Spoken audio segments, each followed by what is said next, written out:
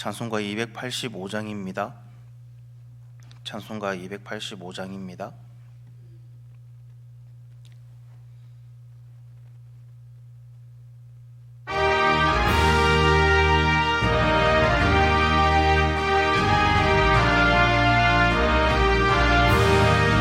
주의 말씀 받은 그날 참 기쁘고 복되도다. 이 기쁨만 못 이겨서 온 세상에 전하노라. 기쁜 날 주 나의 죄 다 씻은 날 늘 깨어서 기도하고 늘 기쁘게 살아가리. 기쁜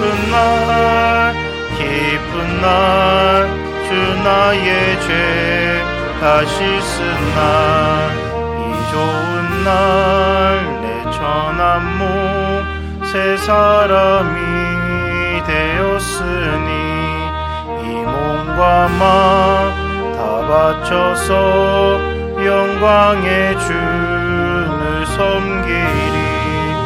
기쁜 날 주 나의 죄 늘 깨어서 기도하고 늘 기쁘게 살아가리. 기쁜 날 주 나의 죄 다 씻은 날 새 사람 된 그날부터 편안한 맘 늘 있어서 이 복된 말 전하는 일 나의 본문 삼았도다. 기쁜 날 주 나의 죄 다 씻은 날 늘 깨어서 기도하고 늘 기쁘게 살아가리. 기쁜 날 주 나의 죄 다 씻은 날.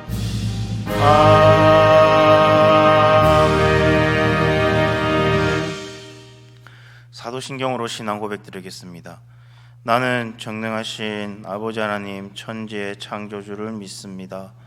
나는 그의 유일하신 아들 우리 주 예수 그리스도를 믿습니다.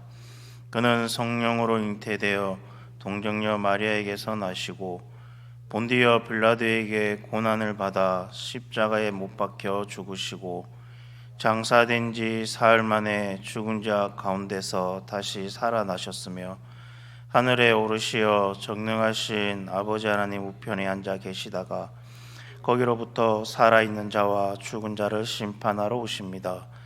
나는 성령을 믿으며 거룩한 공교회와 성도의 교제와 죄를 용서받는 것과 몸의 부활과 아멘. 오늘 보실 말씀은 열왕기하 22장 1절에서 13절까지 말씀입니다. 열왕기하 22장 1절에서 13절까지 말씀입니다.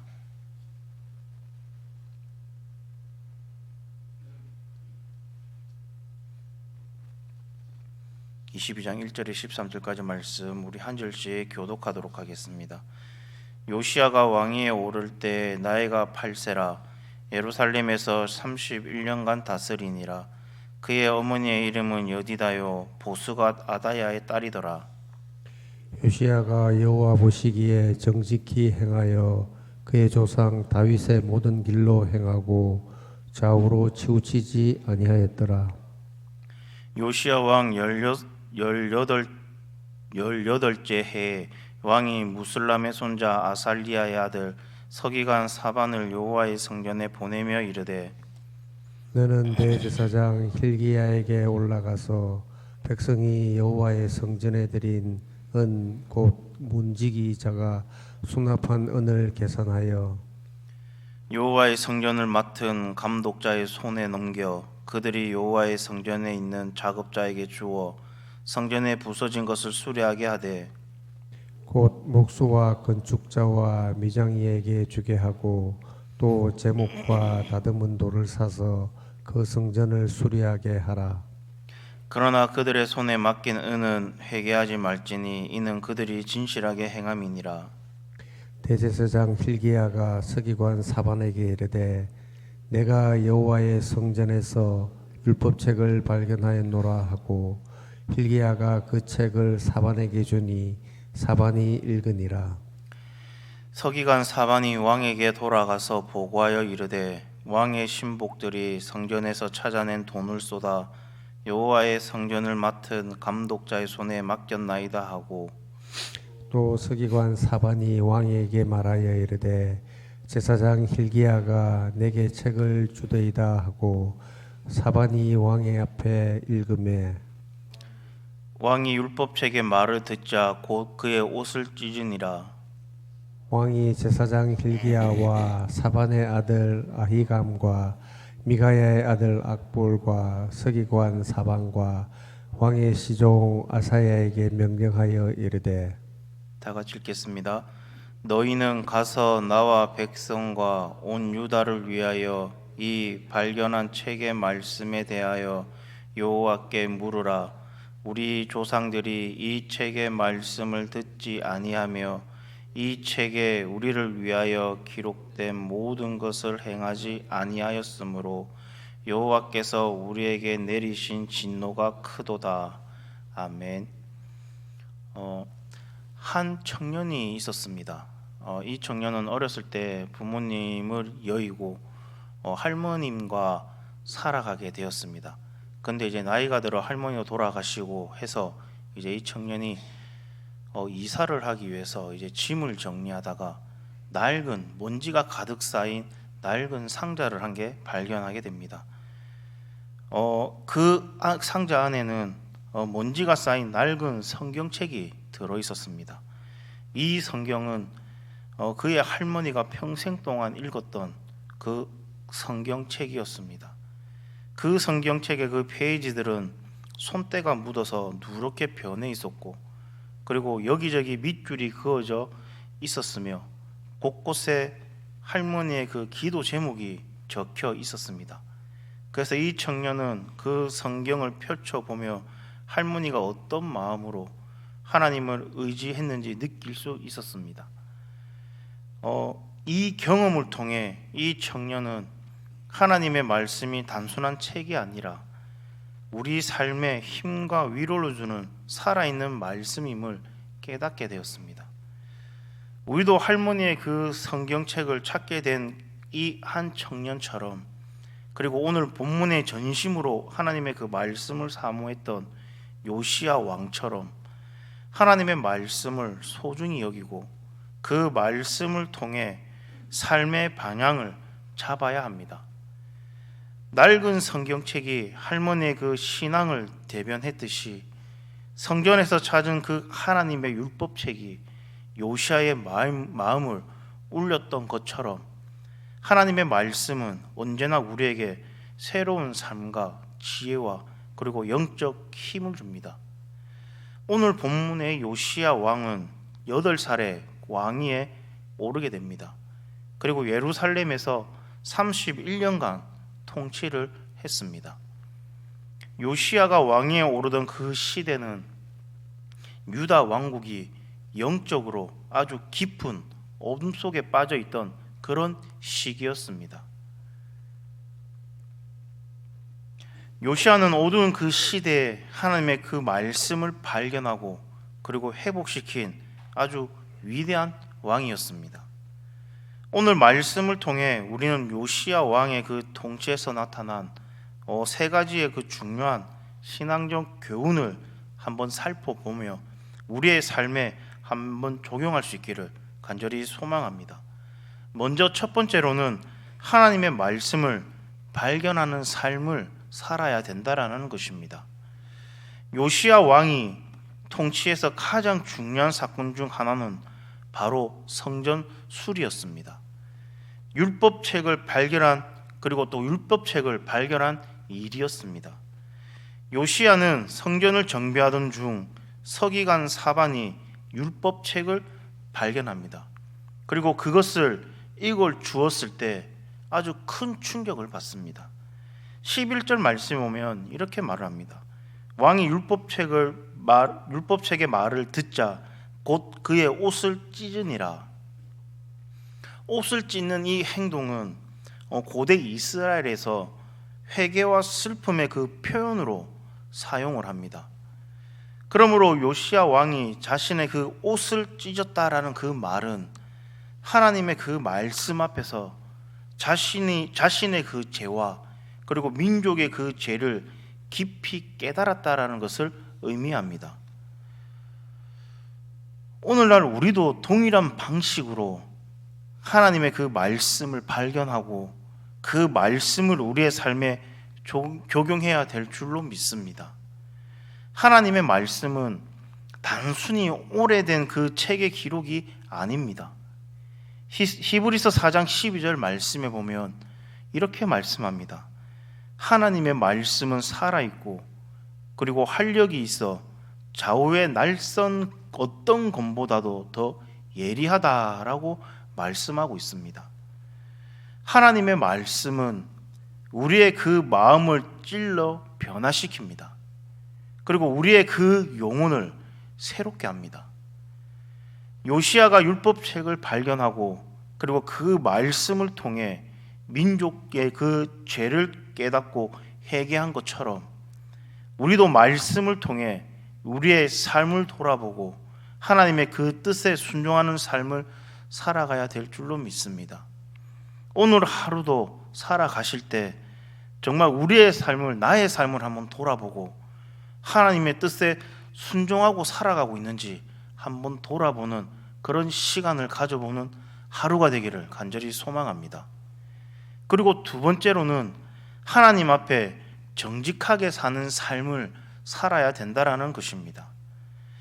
요시야는 하나님의 그 말씀을 깨달은 후 곧바로 자신의 그 죄와 민족의 죄를 회개합니다. 왜냐하면 2절의 말씀과 같이 요시야 왕은 평소에도 하나님 앞에서 정직하게 살고자 하는 그 마음을 품고 있었습니다. 그리고 율법에 기록된 그 하나님의 뜻을 실천하려고 노력했던 사람입니다. 오늘 2절 말씀에 보면 요시야를 이렇게 평가를 합니다.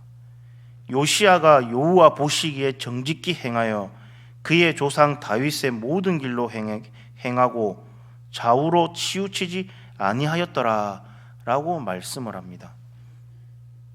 여기에 정직함은 하나님과의 그 관계에서 아주 매우 중요한 덕목입니다. 하나님께서는 우리에게 순수하고 거짓 없는 그런 마음으로 나아가기를 원하십니다. 요시야는 그 시대의 유다 왕들 중에서도 특별히 하나님 앞에 정직하게 살았던 왕입니다. 그는 자신의 아버지 아몬 왕이나 할아버지 므낫세 왕처럼 악을 행하지 않고 조상 다윗의 길을 따라 하나님께 온전하게 순종하며 살아갔던 왕입니다. 우리가 세상 속에서 살다 보면 정직하게 살아가는 것이 너무나 어렵다라고 느낄 때가 참 많이 있습니다. 주변의 유혹이나 그리고 주변의 나의 그 어려움 환경 때문에 하나님의 그 말씀을 따르기보다는 세상의 방식을 따르고자 할 때가 참 많이 있습니다. 그러나 요시야 왕은 좌로나 우로나 치우치지 않고 오직 하나님의 그 뜻을 따르는 그런 삶을 살아갔었습니다. 우리도 요시야 왕처럼 하나님 앞에서 정직한 삶을 살아야 될 줄로 믿습니다. 정직함은 단순히 윤리적인 덕목이 아니라 하나님과의 그 관계에서 비롯되는 믿음의 표현입니다. 우리의 모든 행동과 생각이 하나님의 그 뜻에 맞게 이루어지기를 기도하며 살아가야 된다라는 것입니다. 그리고 세 번째로는 회개와 순종의 삶을 살아가야 된다라는 것입니다. 요시야 왕은 율법책을 발견하고 자신의 죄와 민족의 그 죄를 깨달았을 때 그저 슬퍼하고 끝난 것이 아니라 하나님 앞에 회개하는 행동을 보여줬습니다.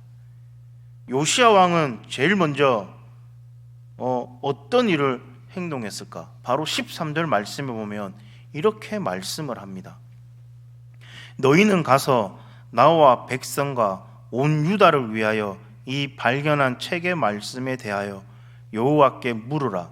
우리 조상들이 이 책의 말씀을 듣지 아니하며 이 책에 우리를 위하여 기록된 모든 것을 행하지 아니하였으므로 여호와께서 우리에게 내리신 진노가 크도다라고 말을 합니다.